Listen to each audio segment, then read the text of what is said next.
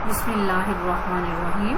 السلام علیکم پیارے بچوں، کیسے ہیں آپ سب؟ امید ہے سب خیریت سے ہوں گے۔ بیٹا آج کا ہمارا سبق ہے کتنی پیاری تتلی، جو کہ 4 صفحات پر مشتمل ہے، صفحہ نمبر 48، 49، 50 اور 51۔ ٹھیک ہے، یہ ڈرامہ ایسی کہانی کو کہتے ہیں جیسے مختلف کرداروں کے ذریعے اسٹیج پر مکالموں کی صورت میں پیش کیا جاتا ہے۔ ٹھیک ہے، یہ ایک ڈرامے کی طرح کا سبق ہے۔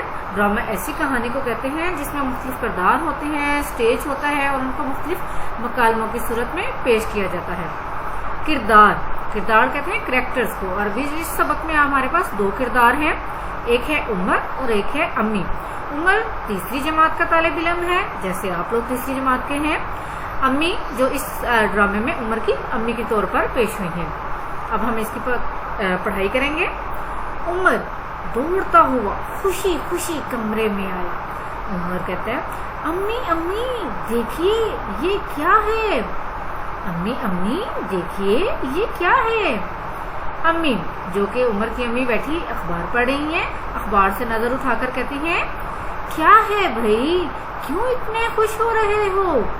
عمر جو ہاتھ بند کر کے کھڑا ہوا ہے، آپ بوجھیے تو جانوں۔ امی پھر تھوڑا کچھ سوچتے ہوئے کہتی ہیں، کوئی ٹافی وغیرہ ہوگی۔ عمر مسکراتے ہوئے کہتا ہے، ہار مانی؟ امی، ہاں چلو ہار مان لی، اب بتاؤ بھی تمہارے ہاتھ میں کیا ہے؟ عمر جو ہاتھ کے پیچھے اس نے ایک چٹکی میں دبا کر بتاتا ہے، پھر یہ دیکھیے جناب، میں نے کتنی پیاری تتلی پکڑی ہے۔ یہ پیاری ہے نا، چھوٹی سی نازک سی، دیکھیے اس کے کتنے سارے رنگ ہیں، سرخ، نارنجی، سبز، اور ابھی وہ بتا رہا ہوتا ہے کہ امی ناراضگی سے، عمر بری بات، چھوڑو اسے۔ اب یہ دیکھو بچے، یہاں پہ ایک چیز آئی ہے، یہ دیکھیے کتنی پیاری تتلی پکڑی ہے، پیاری ہے نا، چھوٹی سی، نازک سی۔ یہ دیکھیں، ہم نے اسم صفت کے بارے میں پہلے بھی پڑھا تھا نا، کہ کسی چیز کی خوبی یا برائی یا کوئی اس کے بارے میں چیز بیان کی جائے تو اسے اسم صفت کہتے ہیں۔ تو اب تتلی کے بارے میں یہاں پہ دیکھیں، چھوٹی سی، نازک سی، پیارے رنگ، ٹھیک ہے، یہ ساری تتلی کے بارے میں اس کی اسم صفت خوبیاں بتائی گئی ہیں۔ اگلا صفحہ دیکھیں گے۔ عمر، واہ اتنی مشکل سے تو پکڑا ہے، ایسے ہی چھوڑ دوں؟ امی غصے سے کہتی ہیں، تم اس کا کیا کرو گے؟ عمر خوشی سے بتاتا ہے کہ اسے اپنی کتاب میں بند کر کے رکھوں گا اور اپنے دوستوں کو دکھاؤں گا۔ پھر امی اسے پیار سے سمجھاتی ہیں، ایسے تو یہ مر جائے گی، چھوڑ دو اسے، دیکھو کتنی چھوٹی سی ہے، اس کی امی پریشان ہو رہی ہوں گی، اسی طرح یہ بھی اپنی امی کے لیے اداس ہو رہی ہے۔ عمر پھر کچھ سوچ کر کہتا ہے، اور اگر میں اسے چھوڑ دوں تو کیا یہ پھر ہمارے گھر آئے گی؟ وہ سوال کرتا ہے نا، جب اس کی امی کہتی ہیں کہ اس کو چھوڑ دو، دیکھو پریشان ہو رہی ہے، تو وہ پھر اپنی امی سے سوال کرتا ہے کہ اگر میں اسے چھوڑ دوں تو کیا یہ دوبارہ ہمارے گھر آئے گی؟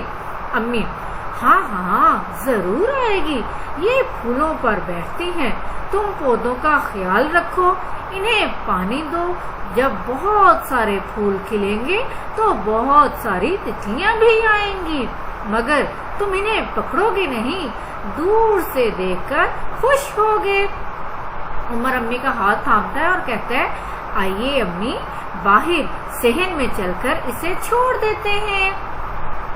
عمر نے جیسے ہی تتلی کو چھوڑا، وہ پھر سے اڑ کر اس پودے پر جا بیٹھی، جہاں 2 اور تتلیاں اور بھی بیٹھی تھیں۔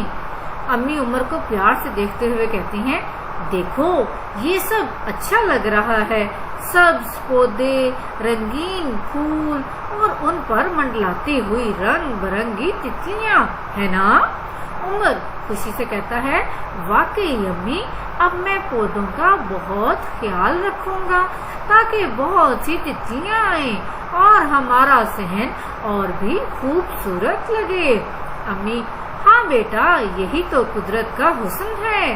اس وقت عمر کو یوں محسوس ہوا جیسے ساری تتلیاں اپنے رنگ برنگے پر لہرا کر اس کا شکریہ ادا کر رہی ہوں۔ तो बच्चों इस कहानी से आपने क्या सबक सीखा?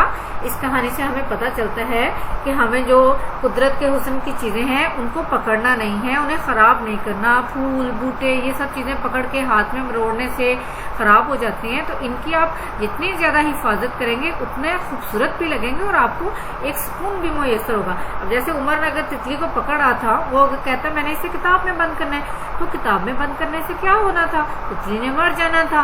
तो उसकी अम्मी ने उसे समझाया कि नहीं, अगर हम इसे उड़ने दें, अगर तुम्हें अच्छी लगती हैं तो तुम बहुत सारे पौधे लगा लो।